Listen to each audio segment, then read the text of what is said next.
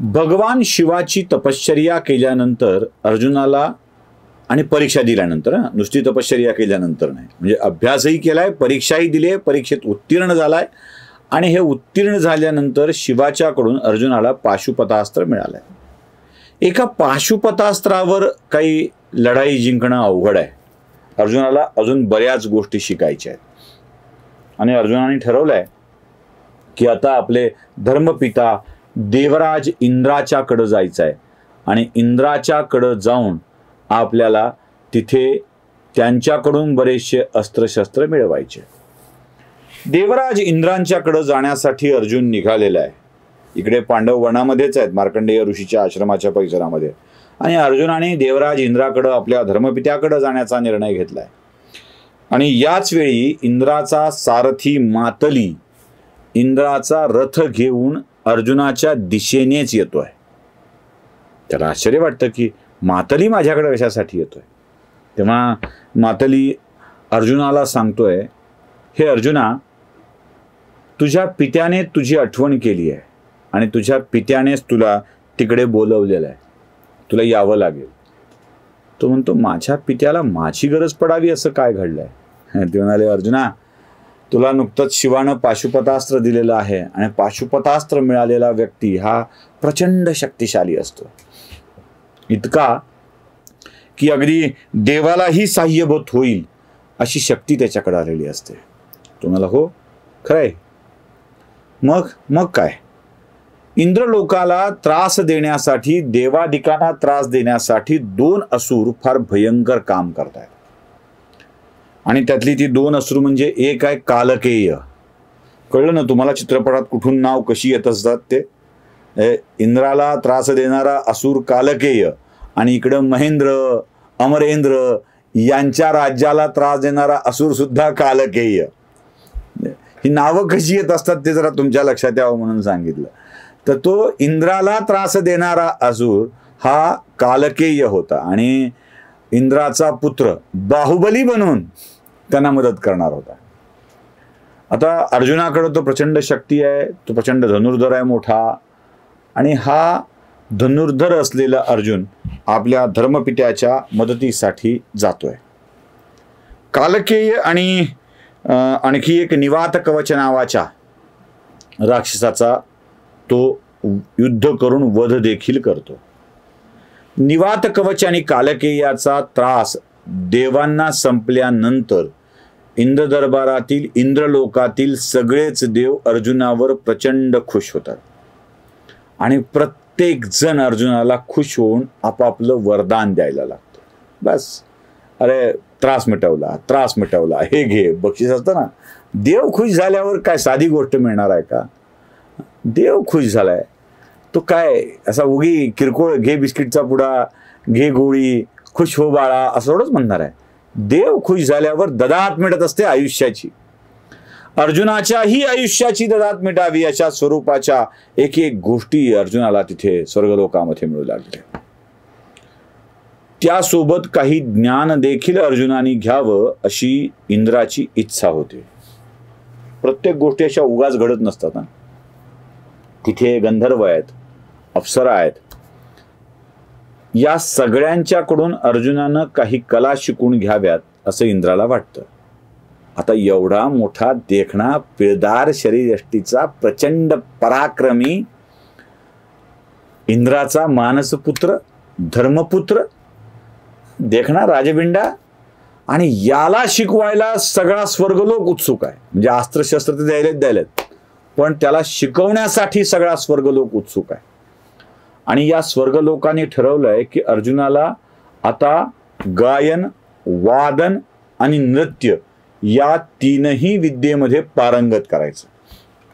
झाडून सगळी गंधर्व, अप्सरा अर्जुनाला मृदंग, तबला, बाकी पेटी, जे काही त्यावेळेसची वाद्य असतील ती सगळी वाजवायला शिकवली जातात. अर्जुन या नृत्य, वादन, नर्तन, गायन कलेमध्ये पारंगत होऊ लागलाय आणि त्यातही तो अगदीच मास्टरी घेतोय. बघा, देखणा, स्मार्ट, पिळदार शरीरयष्टीचा अर्जुन आता या सगळ्या कलांमध्ये निपुण झालाय आणि या निपुण झालेल्या अर्जुनावरती तिथल्या अप्सरांचाही डोळा आहे. त्याही अर्जुनाकडे मोहित होऊन बघतायत. आता अप्सरा या चिरतरुण आहेत, म्हणजे त्या आणि पिढ्यानुपिढ्या जगत आलेल्या असल्या तरीही त्या कायम तरुण आहेत, कारण अप्सरांना तारुण्याचं वरदान आहे, कायम तारुण्याचं वरदान आहे. इंद्राच्या दरबारातील एक अप्सरा उर्वशी अर्जुनाच्या सौंदर्यावर मोहित झाली आहे आणि ती अर्जुनाला म्हणतीये की अर्जुना, मी तुझ्यावर मोहित झाली आहे, तुझ्यावर जीव जडलाय माझा, तू माझा स्वीकार कर. अर्जुनासमोरचा मोठा घोळ आहे. आता उर्वशी देवलोकातली अप्सरा आहे, अर्जुन मर्त्य लोकातला मानव आहे. आता अर्जुनाला एक कथा आठवतेय की आपल्याच परिवारामध्ये, आपल्याच लोकांच्या मध्ये पुरुरवा नावाचा एक राजा होऊन गेला होता. म्हणजे दादा के दादा के दादा के दादा का एक पुरुरवा नावाचा राजा होऊन गेला होता आणि या पुरुरवा राजाच्या पत्नीचं नाव होतं उर्वशी. हीच ती उर्वशी, इंद्रलोकातली उर्वशी अप्सरा, जी पुरुरवाची पत्नी होती. मग आपल्या दादा परदादाची बायको आपण उपभोगण्यासाठी स्वीकार कसा करायचा हा संकोच अर्जुनाच्या मनामध्ये आहे. आणि तो म्हणतो, माते उर्वशी, तुम्ही माझ्या पूर्वजांच्या पत्नी राहिलेल्या आहात आणि मी तुमचा स्वीकार कसा करू.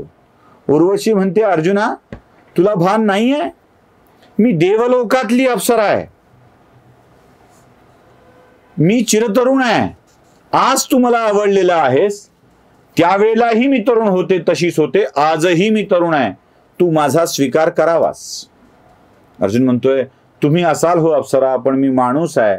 माझ्याच कुटुंबातल्या पूर्वसुरीच्या पत्नीशी संबंध ठेवणे हे मला माझ्या मनाला पटत नाहीये, क्षमा करा देवी, असो तो उर्वशीची क्षमा याचना करतोय. पण उर्वशी आहे की ऐकायचं तयार नाही आणि अर्जुनही नाही नाहीच म्हणतोय. आता उर्वशीला राग येतोय. अहो, अप्सरेला नाही म्हणेल तो काय, म्हणजे काय म्हणावं काय त्या, म्हणजे देवलोकीच्या अप्सरेला जा बाई जा म्हणणं. अहो, इथे ऋषी मुनींची तपश्चर्या मेनकेने भंग केली होती म्हणतात, त्या अप्सरेला हा अर्जुन नाही म्हणतोय. नाही, तुम्ही माझ्या माते समान आहात. आता मात्र उर्वशीच्या संयमाचा बांध फुटतोय आणि उर्वशी अर्जुनाला शाप देते, अरे मला नाही म्हणतोयस, तू नपुंसक असला पाहिजेस, जा तुला मी शाप देते, तू नपुंसक होशील. आता अर्जुनाला भीती वाटायला सुरुवात होते. काय झालं हे, मी नपुंसक झालो. अर्जुन जातो आपल्या धर्मपित्याकडे, इंद्राकडे, म्हणतो की असं असं झालं, मी उर्वशीला नाही म्हणालो, त्या रागावल्या आणि त्यांनी मला शाप दिला. इंद्र उर्वशीला बोलवून घेतो, म्हणतो बाई काय केलंस हे, माझा पुत्र आहे याचा तरी विचार करायचा होता. बरं ठीक आहे म्हणतो, काहीतरी मार्ग काढला पाहिजे. आणि मग उर्वशी थोडासा राग शांत झाल्यावर यातला एक मार्ग काढते. ती म्हणते, माझा शाप पूर्णतः तर वापस नाही घेणार मी, पण याला मी अंशतः वापस घेते आणि तो शाप याला वरदान ठरेल याची व्यवस्था करते. उर्वशी म्हणते, अर्जुनाला आयुष्यभर नपुंसकत्व येणार नाही, पण 1 वर्ष अर्जुनाला नपुंसक बनून राहावं लागेल. पण हे 1 वर्षाचं नपुंसकत्व अर्जुन आपल्या मनाने निवडू शकतो. कोणत्या वर्षी नपुंसक म्हणून जगायचं आहे हे अर्जुनाने ठरवावं. नराचा नपुंसक व्हायचा आहे, नराचा नपुंसक. 1 वर्षाची अवधी मिळाली आहे आणि तोही निवडायचा आहे. त्याच्यासाठी तर दोन्ही विषय त्रासदायकच होते की हो. 1 वर्ष निवडण्याचा अधिकार, पण कधी कधी शाप सुद्धा वरदान बनून येतो. तसा हा अर्जुनालाही शाप मिळालेला आहे आणि पुढे अज्ञातवासामध्ये हाच शाप कामाला येणार आहे हे लक्षात ठेवा. आता शापासोबत मिळालेल्या एक कौशल्य अधिक देवादिकांचे आशीर्वाद, अस्त्र शस्त्र विद्या निपुण होऊन अर्जुन आता आपल्या बंधूची आठवण करू लागला आहे. इंद्र म्हणतोय थांब, अजून बरंच शिकायचं आहे. तो म्हणतो भाऊ तिकडे अडकलेत ना, त्यांचं काय करू. मग इंद्र एका ऋषीवरती ती जबाबदारी देतो. पुढे काय होत आहे ते नक्की सांगतो पुढच्या भागात. तोपर्यंत पाहत राहा. लाईक, शेअर, सबस्क्राईब करायला विसरू नका.